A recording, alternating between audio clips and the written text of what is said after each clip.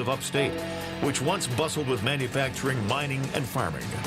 We all know from inspiration, history, and nature, we deserve a return to the success and growth of generations past, a birthright being squandered by corruption in Albany, and the depredations of an insecure, scheming mountebank posing as governor, who loathes both us and himself. As liberty beckoned to enslaved peoples behind the Iron Curtain via American broadcasts after World War II, we now say, believe, rise, and join us. Welcome to Radio Free New York. All right, welcome everyone to Radio Free New York. Thanks so much for joining me today. I'm Kevin Wilson, your host, and I believe I'm joined by Bob Savage. You believe. Put your hands on the radio, ladies and gentlemen. Kevin believes. Say hallelujah. I believe. Yeah. All right. And by the way, I'm sure that you can see this clearly on your headset, Kevin, but I am wearing, proudly, my new T-shirt today from Libertarian Country. Oh, yeah? Oh, what's... It's got a couple of suspicious eyes peering through this little slot. And it says, make Orwell fiction again. Oh, I love it. It's cool. It's too bad we can't see it. Our social media listeners can't see that. But I know I got to get back in studio with you so I can point the camera at you. Theater of the mind here, ladies and gentlemen. Just imagine this is Libertarian Radio Theater. Make Orwell fiction again. No, that's fantastic. Yeah, no, we'll just have to paint a picture for everyone. That's what we do. We paint a picture in words. That's the medium of radio. We're making that work here. But thanks again, everyone, for joining us today on Radio Free New York. And I did want to start out just because of what day it is. I wanted to talk about the legacy of September 11th, and I want to talk about what some of the policy implications of that were. And actually, your T-shirt might fit into some of the later part of the conversation, some of the parts we may have gone too far and lost some of our liberty in the quest for pursuing safety. But of course, I do want to talk about, of course, what happened is 19 years ago, September 11th happened. I was only 11 years old at the time. I was pretty young, but I did. I was in an interesting position because I was on a military base when it happened, or right outside of it. So, and my father was deployed at the time. He was on submarine, so he was out when the attack happened. So, I had an interesting experience with that. But I just want to take a few moments to acknowledge, again, all the people who died in the Twin Towers, in the Pentagon, in the field in Pennsylvania, and of course the heroes, the firefighters and first responders who came in and put their lives on the line and sometimes sacrifice their lives to be able to help as many people as possible in that situation. And so, again, I just want to honor their memories and to honor their sacrifices and to honor the hard work for the people who survived it too. So I just want to acknowledge that. And, it's interesting reflecting on this 19 years later. And I see some people today kind of nostalgic for the unity that came afterwards. And I don't know, I see some of that, and I also, I'm trying to sort that out with, where we are today and whether or not we're remembering that unity incorrectly, too. Bob, what are your thoughts?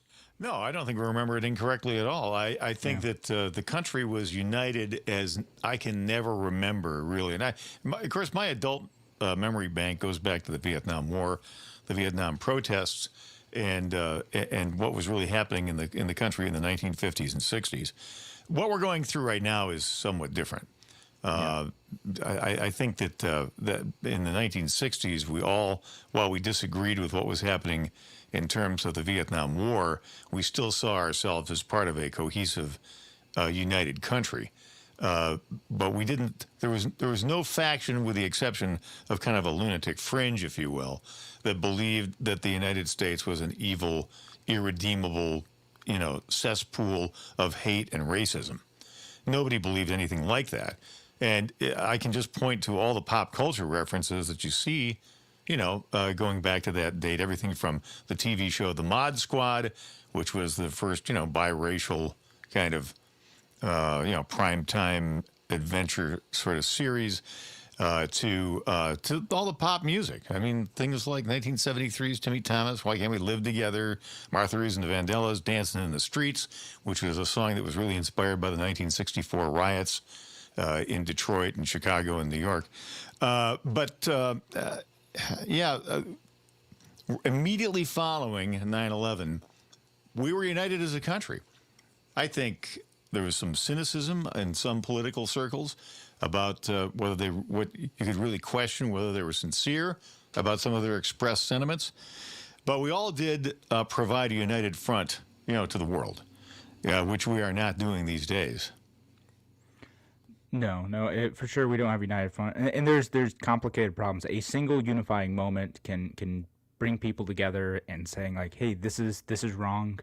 This is one of the worst attacks on the United States that we had ever seen, and we just want to take a moment to grieve, mourn the loss before taking action on that. And the reason I ask about your experience because that lived experience. I was still pretty young at the time. I'm still kind of forming like my adult memories, trying to understand the scope of the world from where I was, and I see some that unity in where I was, but I also saw like, it was profoundly impactful on my life and like my day-to-day experiences in the immediate months after, just because of where I lived in the context of where I lived. Instead of just heading off to soccer practice after that, we now had to have random searches of our car when we wanted to go into the military base. And, we had the day of, there's apparently people with M16s patrolling around the school. They tried to secure the middle school because they're worried that the military base or the town nearby might be attacked too. What changed so you lived on a base, right? Yeah. So what changed in the days immediately following 9/11 for 11-year-old Kevin Wilson? Oh, like I said, security stepped up around where I was. Like our day-to-day experience, like before, like the TSA became a thing. Again, that we were getting searched going over to sports practices. That was the thing I remember most. It was also terrifying because again, my dad was out on a submarine. We had no idea what was going on, and apparently he wasn't entirely sure what was happening either, because they kind of went out and did their thing, but the day-to-day experience for me was just like, hey, now we have people who are carrying around guns and telling us to step out of our car so they can look through everything. Were they searching you? Were they physically searching you? Were they frisking you at age 11? Oh, no, they weren't frisking me. They were just searching under the car. They would search throughout the seats. They would do this. And again, I'm not saying that was necessarily a bad thing under the conditions that we were in at the time, just because, again, this was a military base with, like, nuclear submarines. So that was bizarre. And that was, before like the TSA kind of popped up and we had to start doing that security theater every time we fly now. So for me that part changed a lot, and there's just there's some sense of unity in our community, the way I could see it.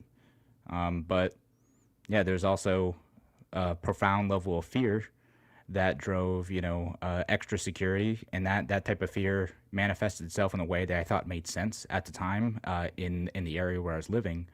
But I don't know that it made sense on the country level that we've seen now, and the intrusions into our personal liberty and our mobility that we continue to see 19 years later.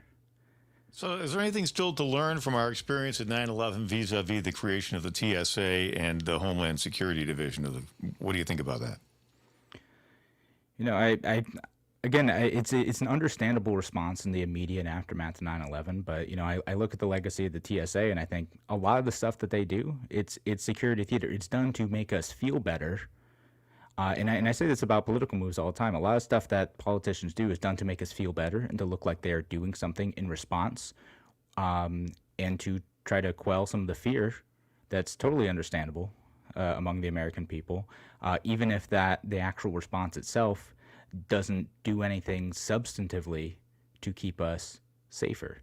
And I would say that about both the TSA and the Department of Homeland Security. I think that they've gone way too far, and they were able to leverage that understandable fear of continued terrorist attacks to be able to take away our liberty and to grow our government and to, in many ways, create a legacy that stands in the face of the Constitution. Yeah, I mean, it's important to remember that when you overdo the security issue, the glaring example being the TSA, to where, as Kevin aptly puts it, it's security theater.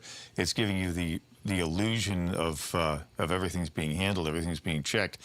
You try to reconcile that with the track record of the TSA over about 17, 18 years. Since its formation, and the track record has not been good. In terms of stopping incidents and in terms of test cases where people have been able to walk through with practically everything but ticking time bombs that they're holding in their hands, which gets ignored by TSA agents. Now, I don't mean to impugn the people who work for the TSA. I think many of them are professional and sincere and mean well, but there's an awful lot of security gaping holes and problems. It looks like the preponderance of dangerous incidents, the underwear bomber, the sneaker bomber, and so forth, were all pretty much foiled by private citizens and not by the TSA. So, why are we allowing all these ridiculous delays that force us to miss flights and stay in airports unnecessarily, watching CNN, which is as we all know, the cable channel of flight delays? Yep.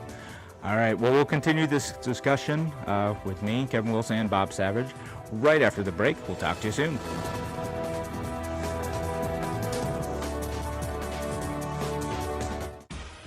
Your business relies on computers and technology to operate. Slow, unreliable networks and servers can cause unplanned downtime and affect your bottom line. The experts at SimpleTech Innovations are here to help. Their preventative maintenance program ensures that your computers and network are kept up to date and monitored for any issues, keeping your business running smoothly.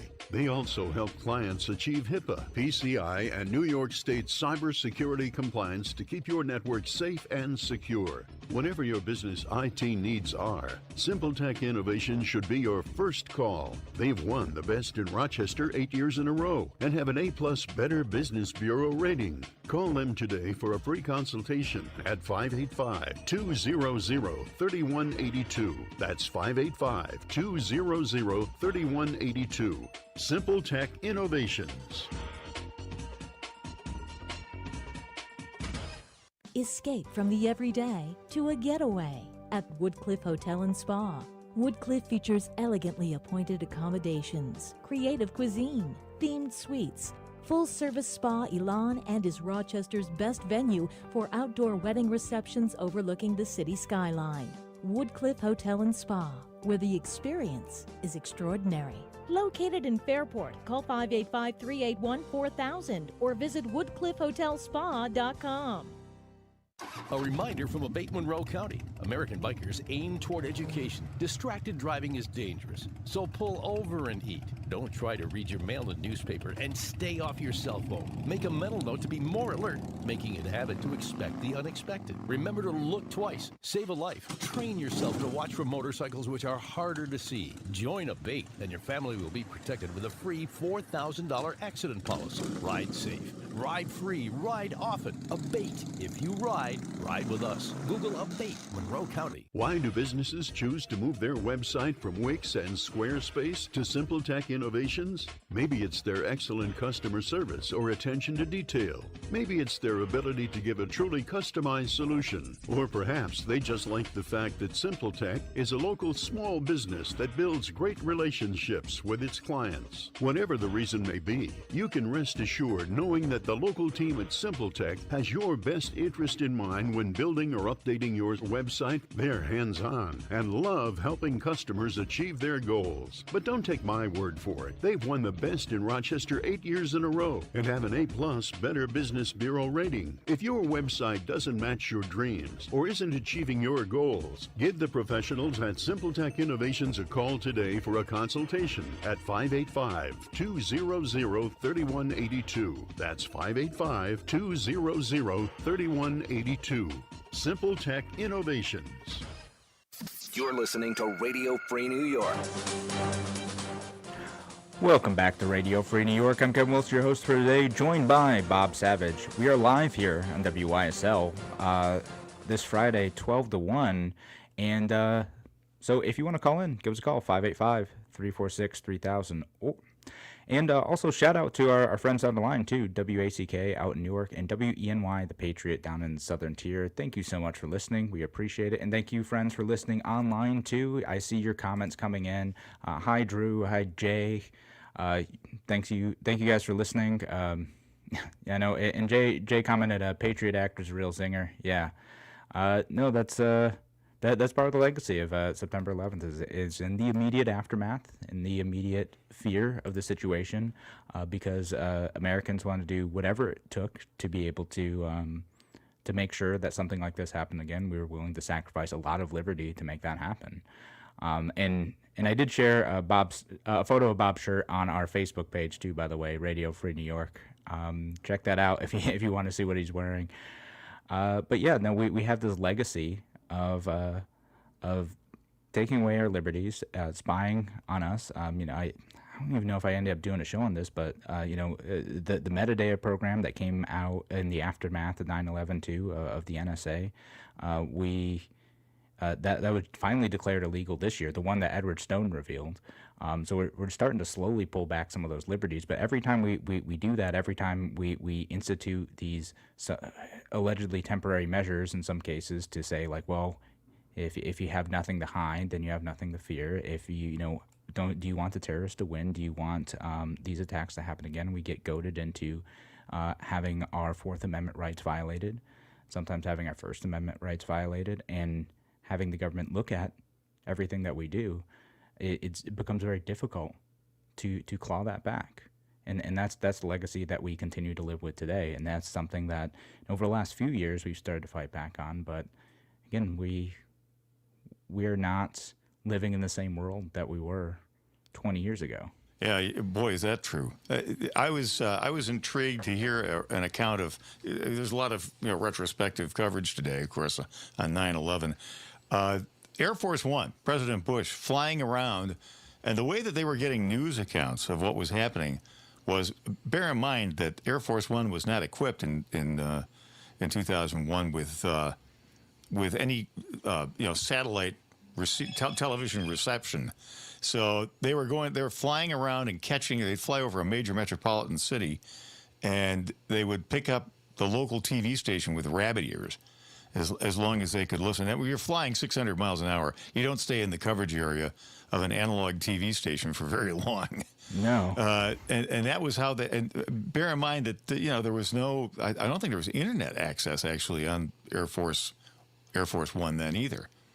So back in 2001, I'd imagine not. That would be really cutting edge. I think it was two-way pagers that they were using a lot.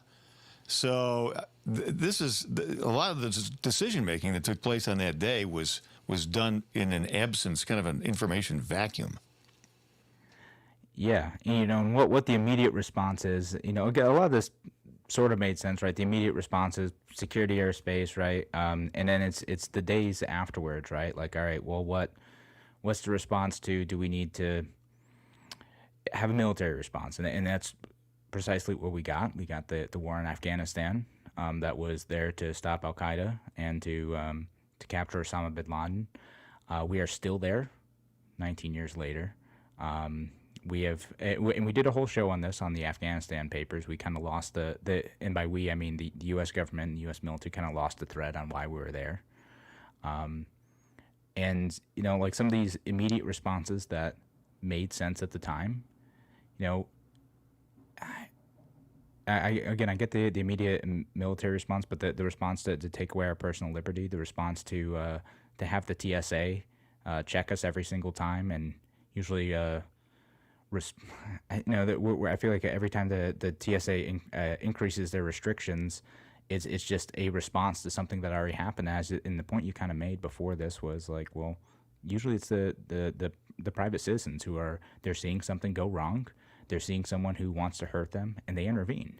And I think that's going to be the biggest thing is like if you're a private citizen and you're seeing someone who's going to hurt us, you need to intervene the best you can. Some of the preventive measures that the government does, at least through the TSA, just don't work. I think we should abolish the TSA. Do you want to abolish the TSA, Bob? Are you on that? Yeah, I I don't think it's accomplishing much, other than just inconveniencing people and delaying flights. If there was a proven track record, I mean, they've had 19, well, about 17 actually, because the TSA didn't just immediately spring up from nowhere after 9/11. So I think the actual timeline's about 17 years, but they've had ample time in any case to establish a track record of keeping us safe, and that's just not there. Now, is that realistic? I mean, this is going to start coming out like, oh, fake news I heard on Radio Free New York. They're going to abolish the TSA. No, they're not going to abolish the TSA. It's become another huge entitled government constituency with, I don't know, how many people work for the TSA? Probably like 100,000 people now, right? And it's all unionized, and so it's not going anywhere because it's too big of a political liability now to get rid of it. But I think it should go away. I personally like the model of El Al, the Israeli airline, and what they do, the way that they maintain security, and they have a tremendous, as opposed to the TSA, tremendous safety record. They've foiled all kinds of attempts to hijack flights and terrorize the population over there. And what they do is they go through this stringent screening at the airport. In Israel, I'm told you have to get there to the airport about 3 hours before your flight in order to go through security. And you know what they do? They use profiling. They look for people who fit the profile of terrorists who want to blow up and crash planes. Right. It's like behavioral profiling. A lot of that. It's like how are people acting? What are they doing? What are they carrying? That type of stuff. Yeah, exactly. And the first people that they look at, and I'm very sorry, but it's in the name of political correctness, we're wasting so many people's time and so many resources, searching great grandmothers and toddlers who are not going to blow up any planes. They look for young males, Middle Eastern appearing, of descent, and of military age, and those are the ones they also look for suspicious movements, and they have access to all kinds of data over there, which they apply while they give the fisheye to people who could be suspicious. That's only common sense to do it that way. Well, I don't know much about the effectiveness of the Israeli screening services, so I'm not going to comment much on that. I'll have to do some research. That'd be interesting. I'd be curious too if the TSA ever did go away, if there's ever the political will to do that. I'm sure it would continue to exist in some private form. There would be like individual airports who'd want security there in some sense. Well, I'm not saying do away with security. I'm just saying that the TSA it tends to have been born of a need for political correctness.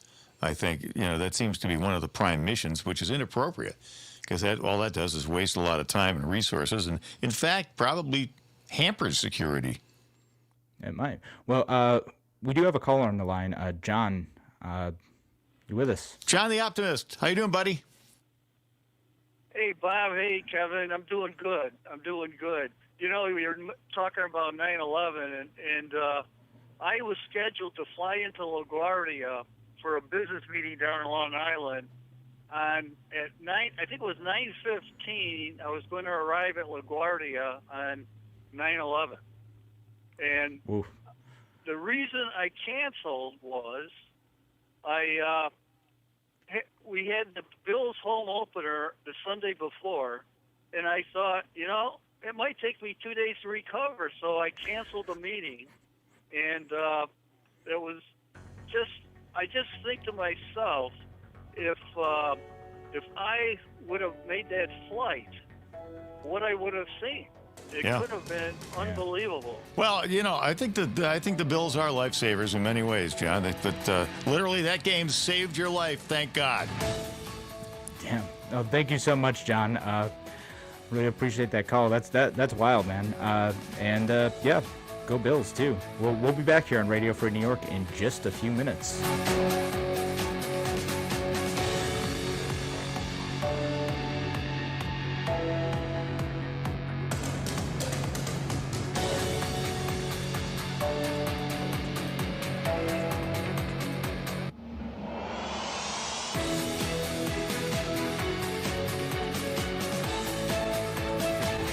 Stand up for your freedom. AM 1040 Avon Rochester, FM 92.1 Rochester, and FM 95.5 Spencerport. Here's the latest forecast from the Newstead NBC Weather Center for tonight. We're looking at mainly clear skies, a little chill in the air. We'll drop down well into the 40s during the overnight hours. On Saturday, after a chilly morning, tons of sunshine should warm up nicely into the upper 70s by Saturday afternoon. Enjoy, as some showers are likely to come in, maybe a rumble of thunder in the 70s on Sunday. I'm Rich Canilia on WYSL.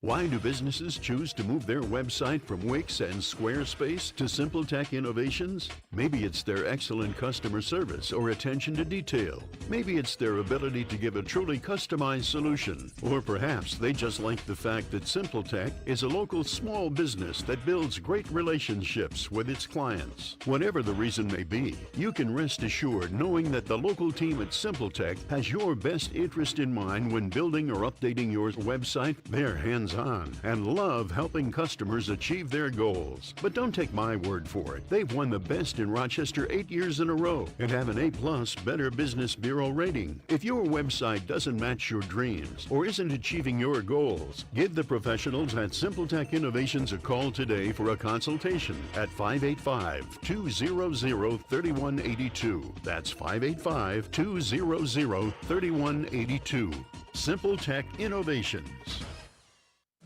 Hello, I'm Alan Ginsberg of the A.M. Ginsberg Advisory Group. Hope you're coping well with the changes we've all had to make in day-to-day living during these crazy times. So, now that you've done all your projects, cooked every new recipe you have, and made your YouTube videos, ask yourself, are your financial plans and investments working in today's world? Is your family secure if you die or become disabled? Are the wills you made 10 or 20 years ago still valid today? Now may be the time to evaluate where you are financially and review your estate planning as well. We're available for appointments by phone or Zoom meeting, or we can meet in my office with CDC compliant procedures. Please give us a call, 585-377-4720, or check out our website at amginsbergadvisorygroup.com. Securities offered through Securities America Inc. Member FINRA SIPC. Advisory services offered through Securities America Advisors Inc. AM Ginsberg Advisory Group and the Securities America companies are separate entities. Springwater Amish Workshop is sorry, but the 2020 New York State Festival of Balloons in Dansville has been canceled. Once a year, we've had the opportunity to see, meet, and greet all of you at the festival, where we offer special show discounts. Springwater Amish Workshop has decided to offer our peak season summer closeout sales for 1 week in memory of the Dansville Festival of Balloons. It's at 7936 Mill Street, Route 15, Springwater. September 9th through 11th from 9 to 5, September 12th from 9 to 3. Sale prices on most items, special discounts offered on storage sheds. That week only, as the price of lumber is rising daily, and a hat with every shed purchase. We have one simple mission at Springwater Amish Workshop: to offer you quality products at a reasonable price, delivered with good customer service. Geneseo Hardware and Rental has a new expanded location on Route 28, east of the village of Geneseo. Over 6,000 square feet with a large selection of plumbing, electrical, home and garden, and much more. Geneseo Hardware offers Valspar paint, a wide selection of rental items, plus screen and window repair. Get personalized service at the new, bigger location. Geneseo Hardware and Rental, Route 28 next to Wegmans Plaza. Visit geneseo-rental.com.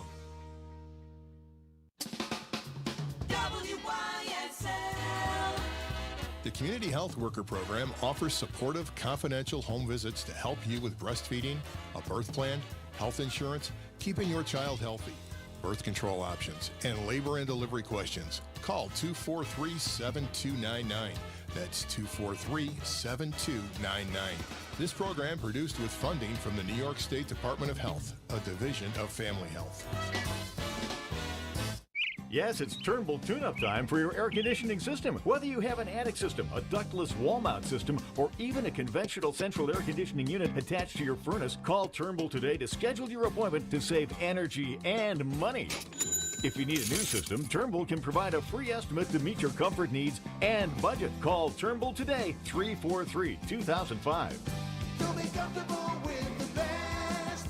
Turnbull Heating and Air. In Avon and Livingston County, call 226-6180. Livingston County Pizza offers a full gluten-free menu and bakery along with their regular menu, so your family can enjoy their favorites, including burgers, sandwiches, and even hand-breaded onion rings and Friday fish fries with their dedicated to gluten-free fryer. Livingston County Pizza, you won't believe your belly.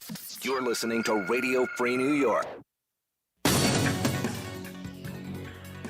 Welcome back to Radio Free New York. Thank you, everyone, for listening today. I'm Kevin Wilson, your host, joined by Bob Savage. We were talking about the legacy of 9/11, but I do want to shift things a little bit. I want to shift to power production. Actually, how do we get our electricity? And I want to start this story with reading off a tweet from the mayor of Los Angeles. And he says, "Wonderful Gil Garcetti. He, by the way, God preserve us. He has national aspirations. But go ahead." Yeah, no, it's going to be awesome. And after I read this tweet, you're going to be like, man, this guy needs to be president, right? All right. He says, it's almost 3 p.m. Time to turn off all major appliances, set the thermostat to 78 degrees or use a fan instead, turn off excess lights, and unplug any appliances you're not using. We need every Californian to conserve energy. Please do your part. Now, he's saying this because there are rolling blackouts and brownouts in California for a number of reasons, but many of which are related to inadequate power supply. And the fires, too. So the fires are causing significant stress on the power grid, but also it has to do with just it's hot in California. Everyone's trying to run their ACs at the same time, and the grid can't handle it. And part of that is that scaling power production, Now, before I say this, I'll say, I do like a lot of renewable energies, but scaling power production in a grid that's over-reliant on renewable energy sources like solar and wind is very difficult. You can't just turn up the amount of power that you have when there's greater demand under those systems unless you have significant battery storage. You can have, chemical battery or gravity battery storage, but those resources don't always exist. So you either have to turn back to carbon-producing sources like coal or natural gas and ramp up production for those to meet the demand, or you have to lower the demand by, turning off your thermostats or turning off your AC. So that's the solution they've had is they're just cutting off power to people and/or, they're telling you to turn off your stuff. But there's a solution to this. Yeah, there's an easy solution. Suddenly we're back to the days of Jimmy Carter. Remember him wearing it? No, you're too young. Jimmy Carter, president in the late 70s. He had this I can't remember what the name of the dopey campaign was, but I remember him on TV in a rocking chair wearing a cardigan and sitting in front of a fireplace. A more asinine way to portray the United States president would be hard to imagine because it made him look like a senile grandpa. And he wasn't at the time. He was ineffectual.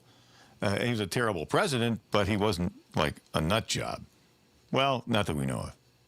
Yeah. Well, that's basically my look in the winter, so I'm not going to knock President Jimmy for that. Ah, but you're not president, though. That's right. No, President Jimmy Carter, he told everyone, wear a sweater, right? Save energy. It's fine. I'm totally cheap. I'm totally one of those guys like, yeah, it's fine. I'm comfortable with the house being like 62 degrees and I'll just wear a hoodie. Whatever. Yeah, me too. But that's my choice. But there's no reason for Californians to be turning off their air conditioners at 3 o'clock in the afternoon when it's like 100 bazillion degrees there and 100% humidity.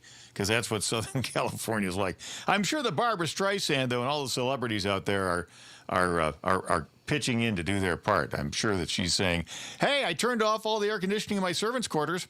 There, I did my part."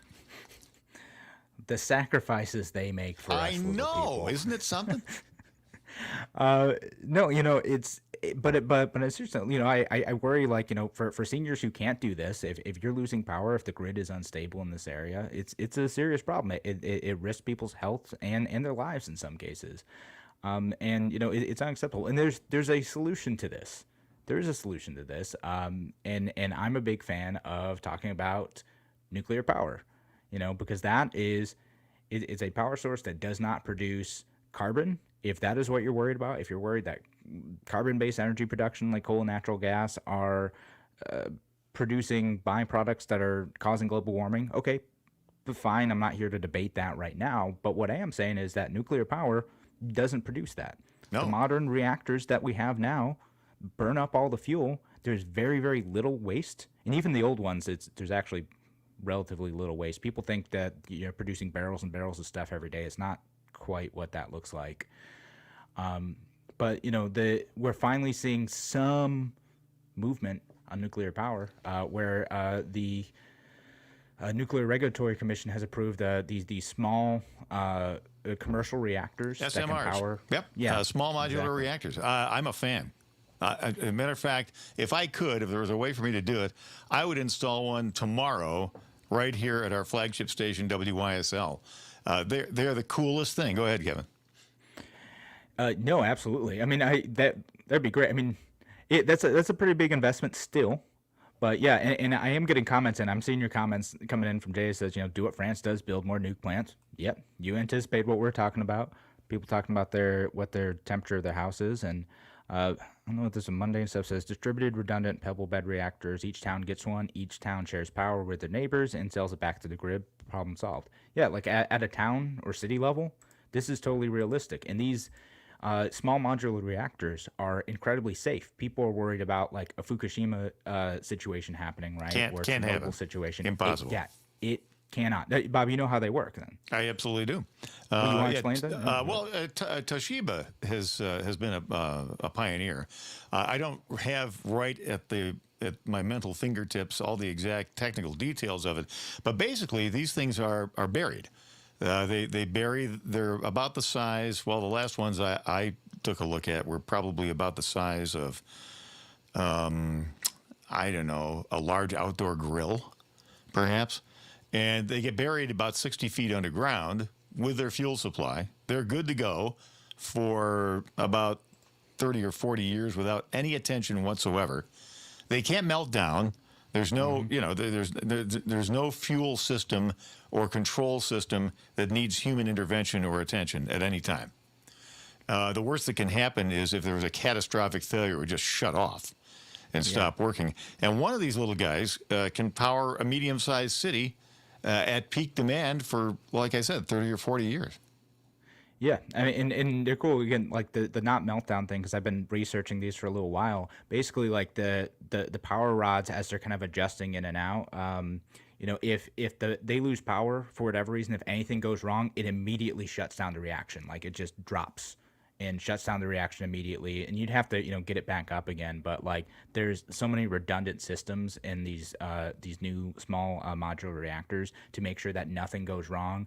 In addition to it being buried in the ground, there's no reason why we shouldn't be embracing this. And the only reason that this technology, because it's actually been around a while, the only reason it hasn't started to go up to a mass scale is for two reasons. One, people are terrified because they think that a Chernobyl is going to happen, even though that's not how things work. And I think we can blame the ineffectual governance of the Soviets for what went wrong in Chernobyl. Yeah, I mean, you don't have to read much about Chernobyl to realize that was an accident waiting to happen. And by the way, and here's a scary thing, there are still, those are RBMK reactors. There's a lot of those graphite moderated reactors. There's a lot of them still being used over there. They're identical to the Chernobyl unit. But anyway, go ahead. Yeah, and they made it so much worse just because, like, if the HBO series is an interesting take on that, but like read about the history of that, and it's just incompetence after incompetence and people trying to cover their butts that made this situation so much worse. It's just the Soviet system's a mess, and also no money. They didn't have the money to build safe reactors, so this reactor design was chosen over one that really mimicked the Western reactors that we all use because it's cheaper.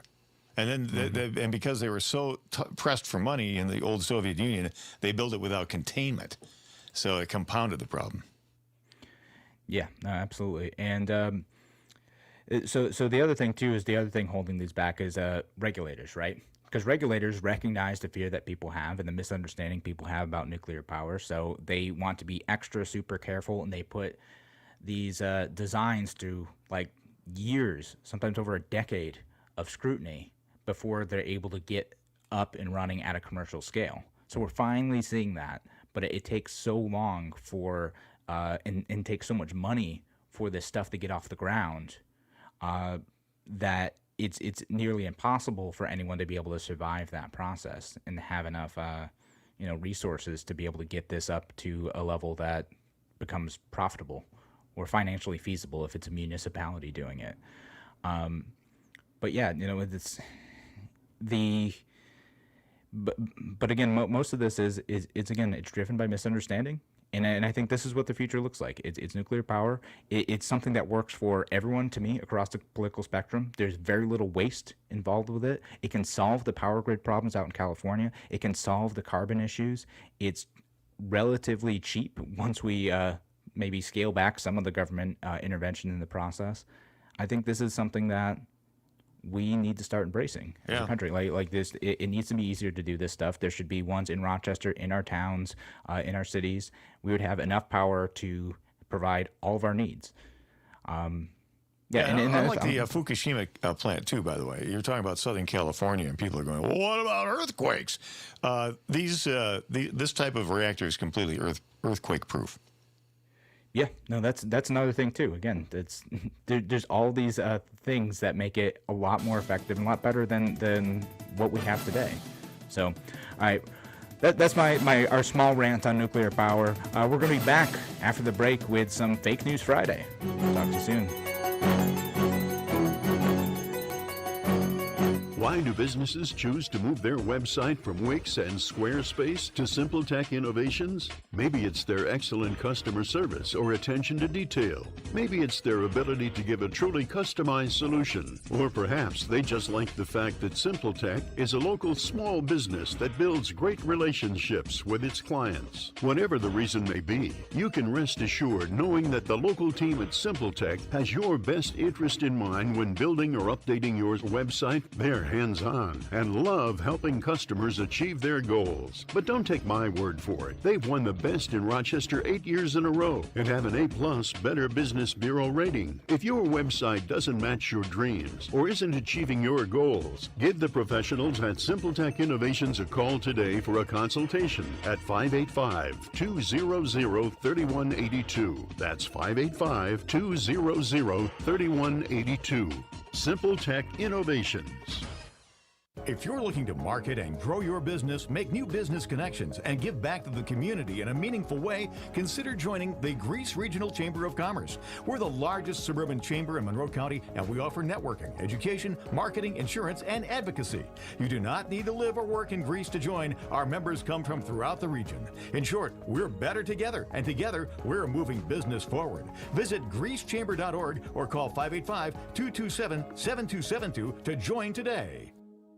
A reminder from Abate Monroe County. American bikers aim toward education. Distracted driving is dangerous, so pull over and eat. Don't try to read your mail and newspaper, and stay off your cell phone. Make a mental note to be more alert, making it a habit to expect the unexpected. Remember to look twice. Save a life. Train yourself to watch for motorcycles which are harder to see. Join Abate, and your family will be protected with a free $4,000 accident policy. Ride safe. Ride free. Ride often. Abate. If you ride with us. Google Abate Monroe County.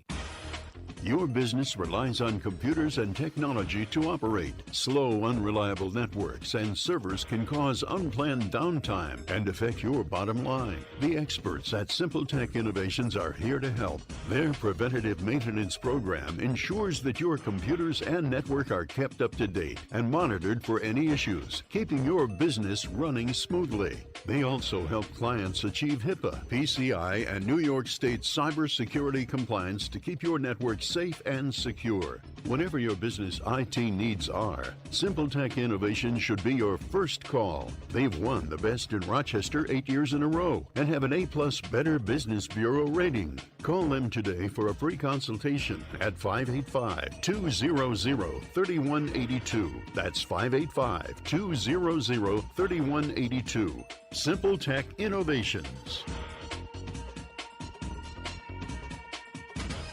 Radio Free New York. It's Fake News Friday.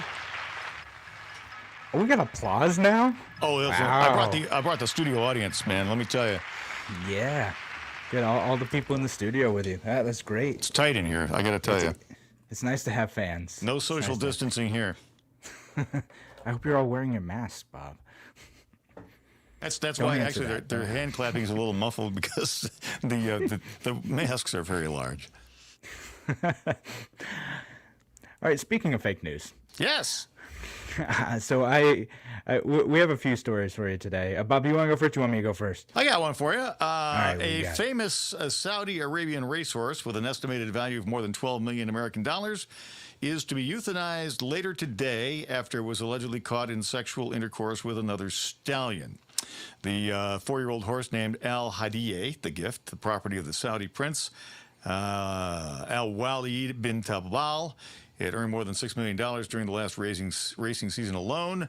The stallion allegedly caught on 2 separate occasions by employees of the prince's corral while it was engaged in sex with another male.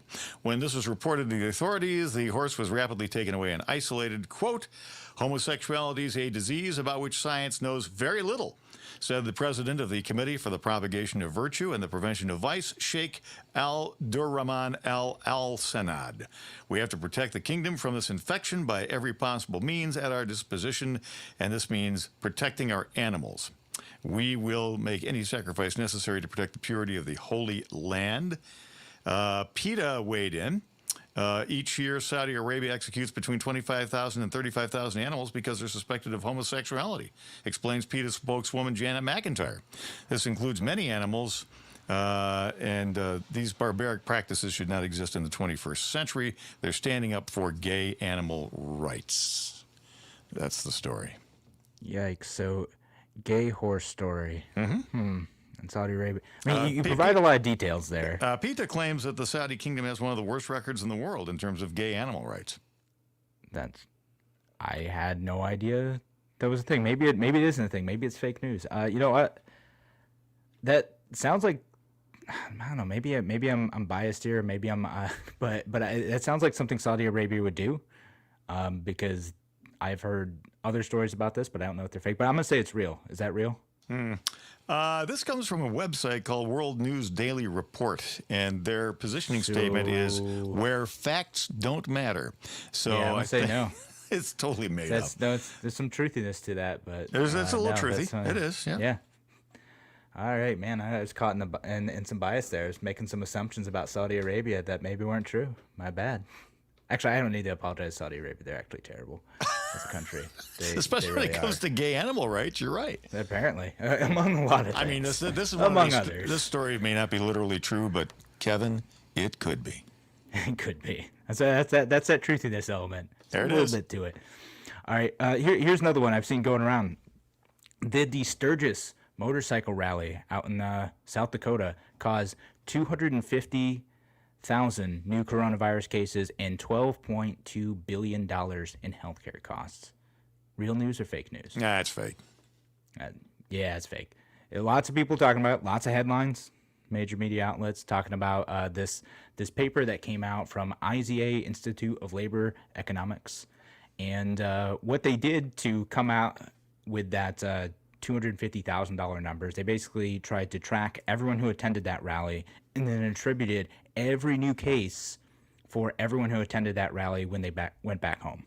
So they saying every single case in the country was given credit to the people at this rally, which is dubious. And they also said that it was $46,000 per person is what they calculated to come up with that cost, and then applying that to 250,000 people. What they actually figured out is the ones that they were able to trace to the people going to that rally, there's about 260. And that's according to the Washington Post of what they could actually find, trace back to people who attended that rally and may have infected others. So still a handful of people, but nowhere near 250,000 cases. Yeah, no, I don't think so. 250,000. How many people went to Sturgis? I haven't picked up on that. I know that our very own Paul Simonelli was there. Oh, really? Yeah, he was out there and went to the Black Hills and saw, Rushmore while he was there. Neat. No, it sounds like a cool thing. But yeah, no, did not cause that many cases. It didn't cause 20% of all coronavirus cases in the U.S. last month, which is what was alleged. Didn't Okay. happen. That's fake news. Got another one here. Let's see here. This is a local one, by the way. Rochester Transit System, RTS, along with City Council, has announced they are renaming their bus terminal after Mayor Lovely Warren. So it'll be the Warren Bus Terminal downtown. Fake or real? Oh, that's a fake one. Because you peeked. You're not keeping your eyes on your own paper, man. no, yeah, I totally did. Someone shared a meme with that earlier, and what's the last line of that? Bob? You Because tell of her me. great job in throwing people under the bus. Yes. No, and it's totally true. That's great. I need to share that just because, yeah, wow, like her deflecting blame for everything going wrong in Rochester recently, from the protest, from covering up what happened with Daniel Prude, to her campaign finance stuff. Man, just it's everyone else's fault. I know. Nobody wants to take responsibility anymore. Sure don't. Darn kids. All right. So football season has started up as of yesterday. Yeah, but it's so exciting. Yes, I know. I'm a fan. You know, I'm okay. I know everyone's like, oh, football's a distraction from important issues. You can like football and still pay attention to politics. It's fine. Yeah, well, like you have a choice if you're going to watch an NFL game because the whole thing is infused with politics. What did you think of that wonderful poem that they got recited yesterday? Who played last night? I didn't even pay attention. So it was the Texans and the Texans. Chiefs. That's it. So right. I did watch it. I didn't start watching it till like the second quarter. But yeah, I know they apparently got booed when they did like a moment of unity to end racism. So yeah, you know, I'm trying to process how I feel about that. That doesn't feel very nice to me. Does it bother you? Does it bother you that they're introducing all of this? I mean, don't. What do you think about the proposition that people just want to go and watch the game? Yeah, I get that. You know, and it's a decision to try to, you know, they feel they have a position of power and that they can help address an issue and talk about a serious issue, and that's fine. And some people ain't gonna like it, and some people, you know, I'm like, okay, cool, that's fine. I'm not gonna get mad about that. It seems like something I agree with in a vague, you know, in a rough sense. But yeah, that's where it is. But you have a news story related to speaking of football teams that are no longer acceptable. Did Joe Biden's, was there a photo of Joe Biden and his son where they photoshopped out the Redskins logo before they sent it off to the news stations? That's what the allegation is. That's what the story says. Is that they They photoshopped out the Redskins logo on his son's knit cap. I'm gonna say it's true. Yeah, it is true. Yay! I got a gold star for me today. Yep. No. So So apparently, the Biden campaign sent it over, and they took out that logo, and they sent it to the CNN, and that's what they did.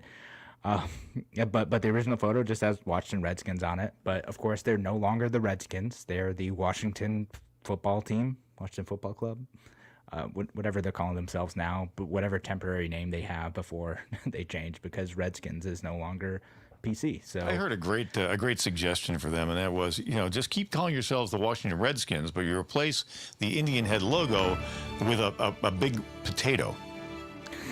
Yeah, I've heard that one too. All right, so that's all we got for Fake News Friday. Thank you so much for joining us here on Radio Free New York. Thank you, Bob, for being with me. We'll be back next week. More Radio Free New York. Talk to you then. Have a great weekend.